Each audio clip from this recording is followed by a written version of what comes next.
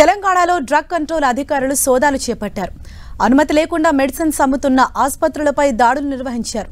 వనపర్తిలోని Shri Sai super speciality హాస్పిటల్లో drug control అధికారులు సోదాలు చేపట్టారు. లైసెన్స్ లేకుండా మందులు అమ్ముతున్నట్లు గుర్తించారు. ఆసుపత్రిపై కేసు నమోదు చేసిన అధికారులు విలువైన మందులను స్వాధీనం చేసుకున్నారు. హైదరాబాద్లోని పలు మెడికల్ షాపులపై కేసులు నమోదు చేశారు.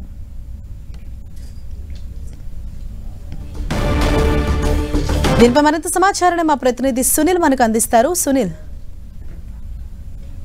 అధికారుల దాడులు కొనసాగుతూనే ఉన్నాయి. ఇటీవల కాలంలో అనుమతులు లేకుండా మెడిసిన్స్ తయారీ కావచ్చు, మెడిసిన్స్ అమ్మకాలు కావచ్చు, మరోవైపు మాదక ద్రవ్యాలు కావచ్చు, వీటన్నిటిపై మాత్రము ఎప్పటికప్పుడు దాడులు నిర్వహిస్తూ ఎక్కడికక్కడ కేసులు నమోదు చేస్తూనే ఉంది తెలంగాణ డ్రగ్ కంట్రోల్ అధికారులు.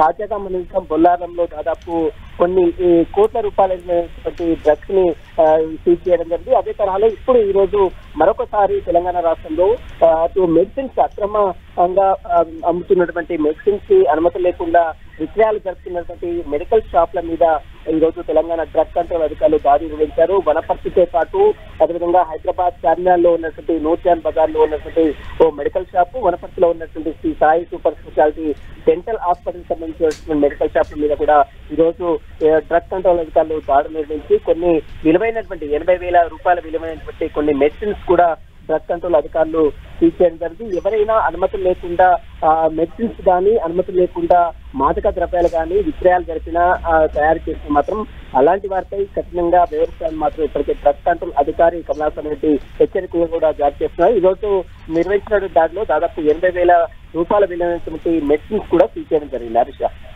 ఓకే సునీల్.